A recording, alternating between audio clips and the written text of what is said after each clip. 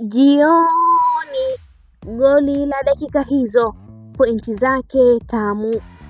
Nafikiri Coastal Union walianza na plani nzuri sana dhidi ya Yanga bila mpira, na wakiwa na mpira. Bila mpira wanakuwa na idadi nzuri ya wachezaji nyuma ya mpira na muundo wa 4-5-1. Wanachagua ni muda gani wanazuia kwenye mid block na kwenye low block. Dhumuni ni kuwanyima Yanga nafasi wakivuka mstari wa kati, na walifanikiwa. Yanga walikosa ubora hasa kushambulia kupitia kwenye kiungo bingo. Wamepunguza hatari kwenye lango lao. Walishinda mipambano yao mingi, walishinda na ile mipira ya pili. Coastal Union waliweka mtego kwenye transition, wakipora mpira, wanaunda mashambulizi haraka. Tatizo ni wanakuwa na idadi ndogo sana ya wachezaji, rahisi kwa defense ya Yanga kuzoea. Yanga kama kawaida yao wakiwa na mpira, wingers wanaingia ndani, huku FBS wanasogea juu kufanya overlap. Dhumuni ni kutengeneza idadi kubwa ya wachezaji eneo la ndani, lakini tatizo kwao wakawa wanakosa utulivu na maamuzi sahihi kwenye eneo la mwisho. Pasi zao zilikuwa sio sahihi. Hakuna idadi nzuri ya wachezaji kwenye boksi la Coastal Union. Hata ufanisi kwao ulikuwa mdogo kwenye nafasi walizotengeneza.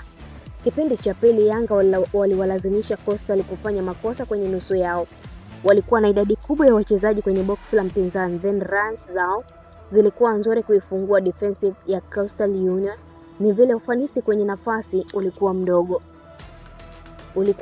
Kwao ingeweza kuwa zaidi ya goli 1-0. Not Duke Abuya anarahisisha sana kazi Yanga bila mpira.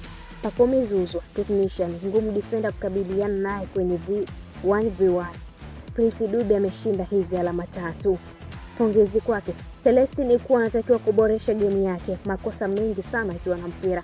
Coastal Union kwenye kiungo wamecheza game bora sana hasa kipindi cha kwanza. Plani ya Coastal Union kwenye kuzuia ilikuwa nzuri sana. Tatizo wameshindwa kuwa active kwa dakika zote. Kwa kweli Prince Dube anapohitajika mwanamfalme anasimama na kuhesabiwa. Alifunga goli lililowapa alama 3 muhimu Yanga dhidi ya Rabat. Alifunga goli la ufunguzi dhidi ya Fountain Gate. Na leo wakati wananchi wanahitaji goli kwa gharama yoyote, Prince Dube amesimama na kuwafungia goli lililowapa Yanga alama zote 3 dhidi ya Coastal Union. Mchawi muendelezo kwa Prince Dube. Mzizi wa goli la Yanga leo ni pasi nzuri ya Kouma kwenye kwenda kwa Pacome. Kunaweza kuwa na mchezaji hapa, na uzuri Pedro Gonçalves anampa dakika taratibu, na ubora wa Kouma umeanza kuonekana. Uthubutu wa kuipandisha timu mbele kwa pasi zake, na ana uwezo mkubwa wa kushoti kutokea mbali. Bado hajaonyesha daraja linalohitajika ndani ya Yanga, lakini kila anapokuwa uwanjani kuna improvement ya kiwango chake. Hii mpaka iishe. Hii timu ya Young Africans inacheza kibingwa. Hii timu inajua kutafuta matokeo. Hii timu haikati tamaa. Hii timu ina mamba mentality. Huwezi kutamba mbele ya Yanga kama dakika 90 hazijaisha. Never. Yanga wanaweza kukushangaza muda wowote. Yanga hawajapoteza mechi hata moja ya NBC 2025. Ndani ya huu mwaka 2025 Yanga wamecheza jumla ya mechi 21 na NBC. Ndani ya hizo mechi wameshinda 19 na sare 2 dhidi ya JKT na Mbeya City.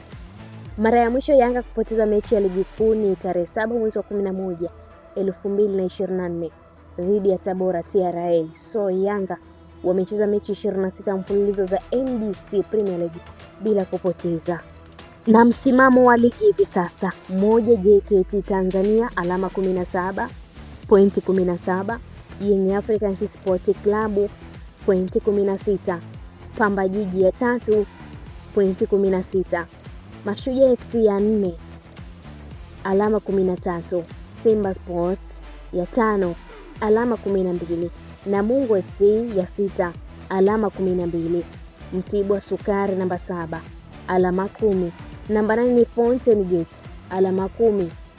Namba 9 ni Azam FC alama 9. Namba 10 ni TRA United alama 9. Namba 11 Coastal Union alama 9. Singida Black Stars alama 8. Ya 13 ni Mbeya City alama 8. 14 Tanzania Prison alama 7. 15 ni Dodoma Jiji alama 6 na 16 ni KMC FC alama 4. Wananchi Young Africans wanahatarisha utawala wa Wajeda. JKT Tanzania FC kwenye kilele cha ligi kuu ya NBC Tanzania bara. Na hii ni Nile TV, mtazamaji wetu wa Nile TV. Asante kwa kuendelea kutufuatilia.